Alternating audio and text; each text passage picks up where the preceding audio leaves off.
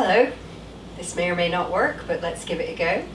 Today I have tidied the kitchen in order to make bread.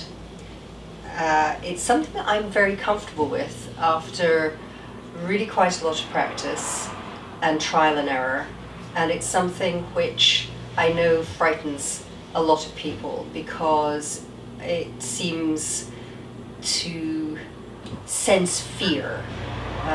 Bread knows when it's got the better of you, and then you get these little hockey pucks, and it's just not good. Bad bread is really bad, but good fresh bread is wonderful. I started making bread seriously when we first came to the States, and I couldn't find a toasting loaf. In the UK, white bread, or in Scotland particularly, white bread is unctuous and smooth and makes fantastic toast. And 20 years ago, when we arrived in the States, white bread tended to be cottony and incredibly sweet and lasted forever, which is a really bad sign with bread. If bread isn't going mouldy in 4 days, then something has been added to it which is not found in nature. Wonder bread lasts forever, we discovered, because I bought a loaf thinking that it was a toasting loaf, because it looked like a toasting loaf, and took one bite and discovered that it I don't know what the hell it was, but it wasn't bread. And we just moved, so I put it somewhere safe, which I think was on top of the fridge. Maybe not. Let's say it was on top of the fridge, and promptly forgot about it. And anybody who's known me for more than a couple of days will know that it's perfectly possible for me to put something somewhere safe and not find it for 6 months. And I don't think that I found my Wonder bread for at least 3 weeks, and it looked exactly the same as it had when I first put it on top of the fridge. So I started to make bread, and I made some really terrible bread, and then I started to make some pretty good bread, and I now make pretty good, pretty reliable bread. So what am I doing here? Well, this is my flour bin, and what I'm doing is I'm doing a 1 loaf mix because as you have doubtless surmised, I do this in a Cuisinart, which has a great big engine which can cope with this. I do not have a KitchenAid because I didn't have room for one. And also I've discovered that you can do pretty much anything in this Cuisinart thing if you're brave. Okay, so 3.5 cups of plain flour, plain white flour. Flour is one of the main differences in bread. I have many cookbooks, and when you get right down to it, what bread is about is flour, yeast, salt and water. And then, because people need to write cookbooks, you add stuff to it. So you put different kind. The first thing that you can change is different kind of flour, and in exactly the same way as wine can be the same grape and taste completely different depending on where it's grown, flour tastes different depending on where it's grown, what kind of wheat or oat or grain they're using, how hard it is dried, all sorts of stuff. We really need Bill Nye to come along and give us a bit of a lecture. But anyway, it's not going to make a huge difference, but old cheap flour will not make good bread.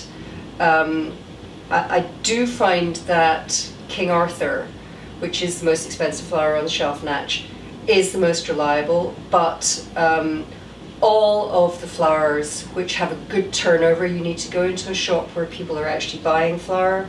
You need to buy it fresh, and you cannot keep it forever. I mean, if the apocalypse comes, then we'll all be baking with it, but you know, if you can, use pretty fresh flour.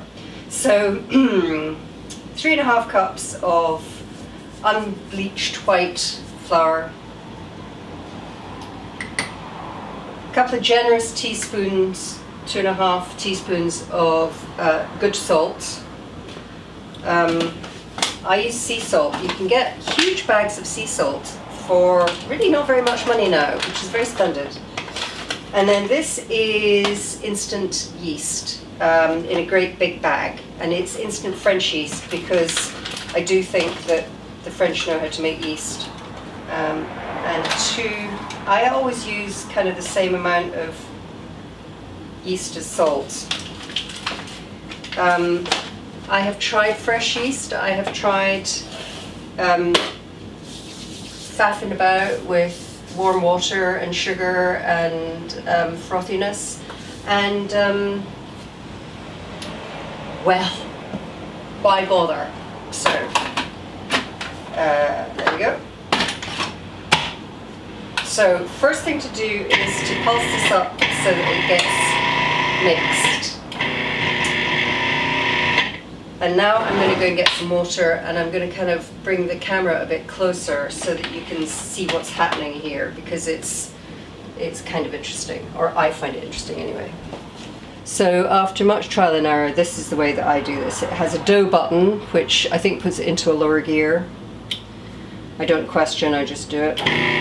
Start it running,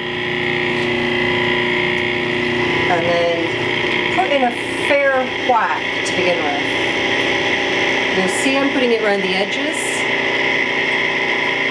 and that is because it goes down, that way it goes down the edge of the bowl, which is where I want it to be.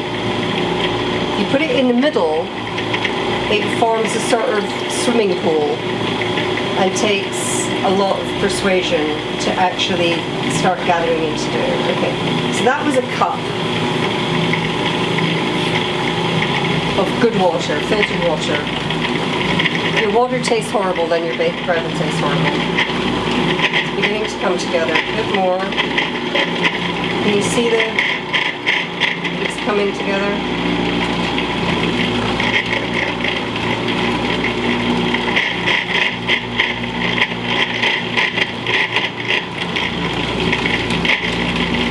Okay, there you go. So that was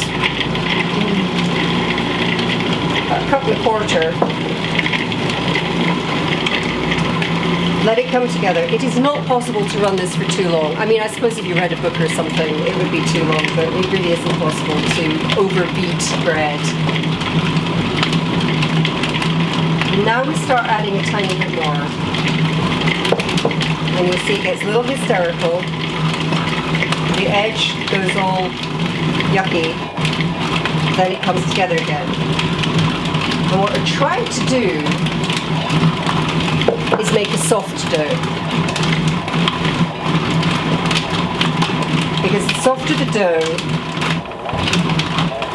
the easier it is.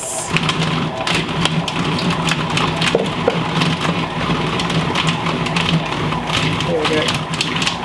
Can you hear the difference in the... And it's going round a couple of times and then it's catching. It's going round a couple of times and then it's catching. And it's also keeping the sides clean. Okay, so that's a soft dough. The reason you want a soft dough is because the softer it is, the easier it is for the yeast to make big holes. Professional camera stuff, I'm sure you're impressed. So what I'm going to do now is I'm going to knead the bread. It doesn't need an awful lot. Because you've been whacking it half to death in the Magimix, right? So this is my flour spready thing,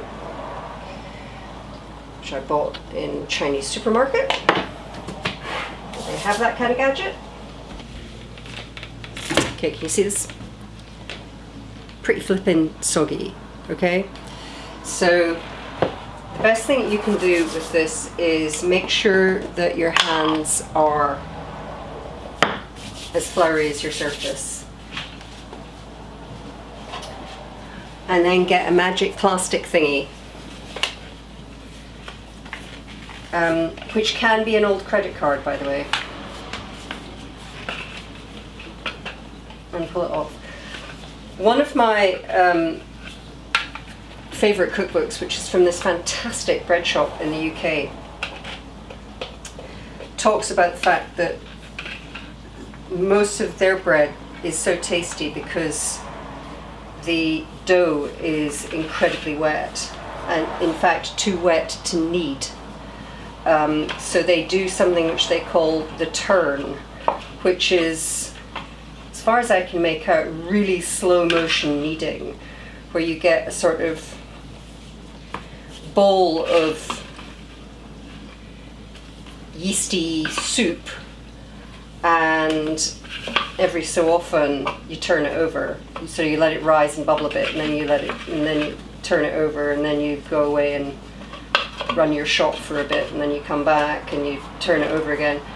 And if you're a full-time baker, then rock and roll, right? I mean, seriously, go for it. A lot of the recipes, actually, that I like most are based on really old recipes. And there are two things that we forget when we're cursing over the fact that we can't make triofi or haggis or whatever. And the first is that we no longer have time. Well, I do, and I'm making the most of it. But time is actually one of the main ingredients in traditional cooking. You have time to roll things out, you have time to leave them to bubble, you have time to actually let food do its thing. And the other thing is help.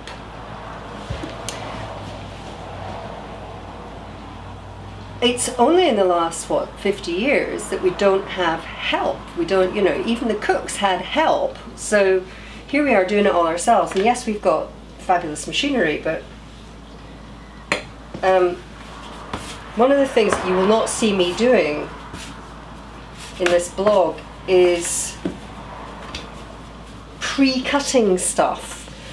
Because I was looking at one of my cooking shows today, and this lady was making something, and she had these huge piles of perfectly diced vegetables, and she said, I have chopped 6 carrots and 8 onions and whatever else it was. And I thought, in a pig's eye you've got wee people behind the scenes producing perfectly chopped whatever it is.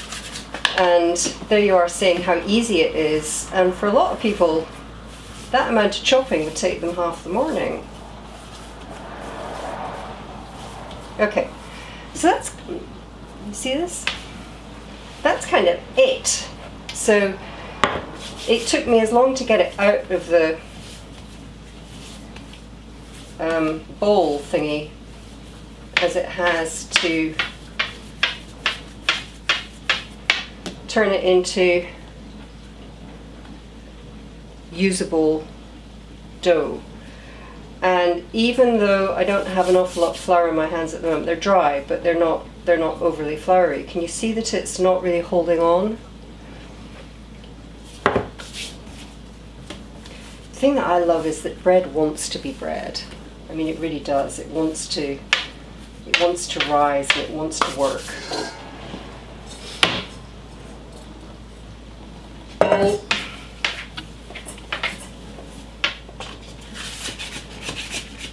Dough in bowl,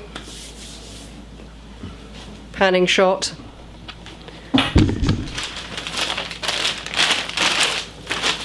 polyethylene foil, plastic bag. The proofing temperature in this is, oh, I don't know, 120 or something. It's warmer than it is outside. Covering it with that. If you cover, you know, the damp tea towel thing of our youth does sort of work, but I do find that polythene bag is easier and better, particularly when you have found, as I have, a polythene bag that fits over the bowl. The fact that I can just lift this out of the oven proves that this is not hot. Right. Yum! Okay. Yum. See that? It's just gorgeous. And I've had time to clean up. Yay! So this is a loaf tin,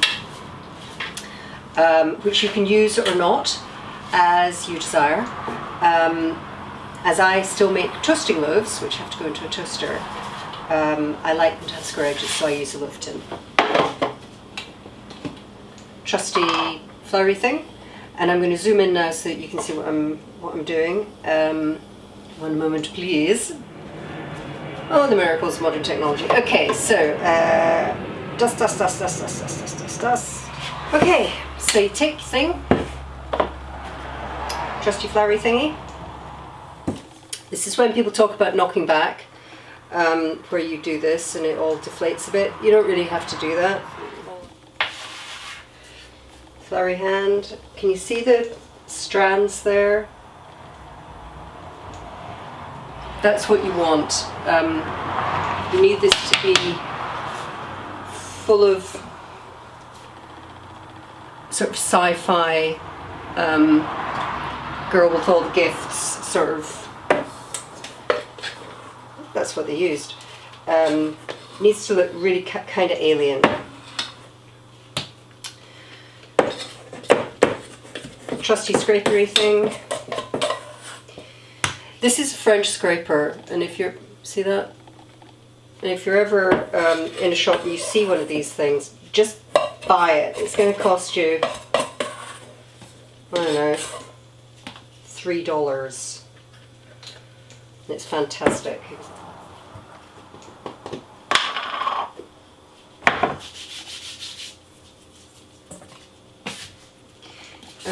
Scrapey things are fabulous for bread. You can do it with your hands, but scrapey thing, again, it's all about mastery. Okay, so what I'm doing here is I am getting out, there will be big air bubbles in this, which you can have. You know, people like great big air bubbles and stuff, and there's nothing wrong with it. But I'm just getting out the worst of them, turning it into a kind of a square.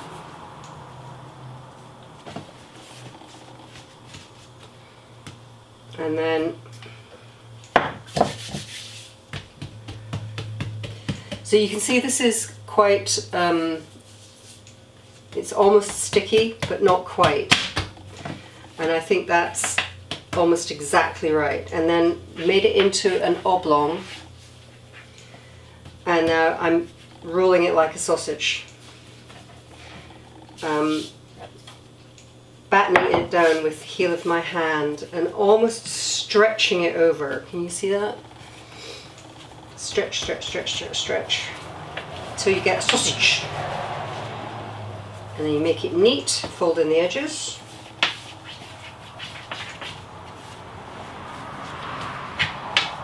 And then I flour it all over. I've already floured the bottom of a tin.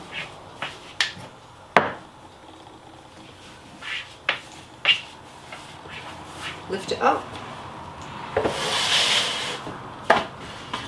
Look.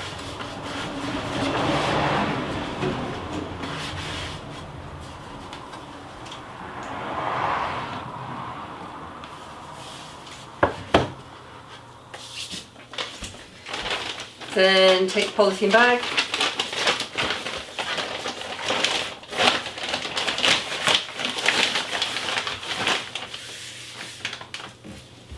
and about 45 minutes.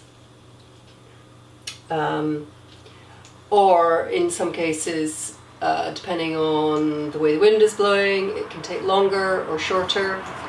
But usually what I do is I do this and the rolls, which I'm about to show you, and then I put the oven on, and by the time the oven is hot enough,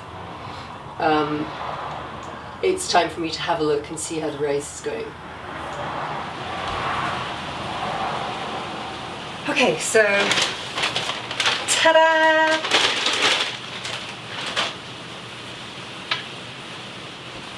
You see? Risen like crazy.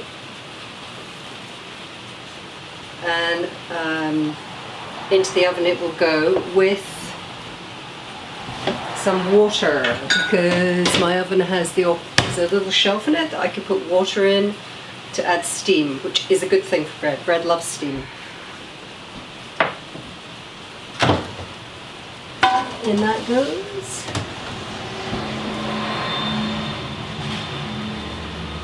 Ta-da! In that goes. And then, without burning myself,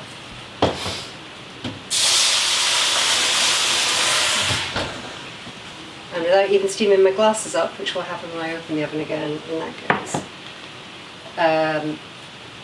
the rolls will take about 12-15 minutes. Bread will take longer because it's bigger, and I will show you what it looks like when it comes out. And finally,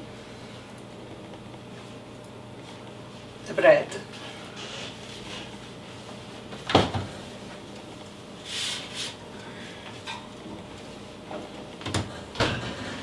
Lovely little loaf, which I will leave for a minute and a half to let it relax before I turn it out.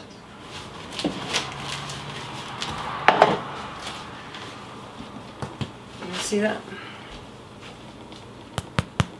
Hear that? Yum. Toasting loaf.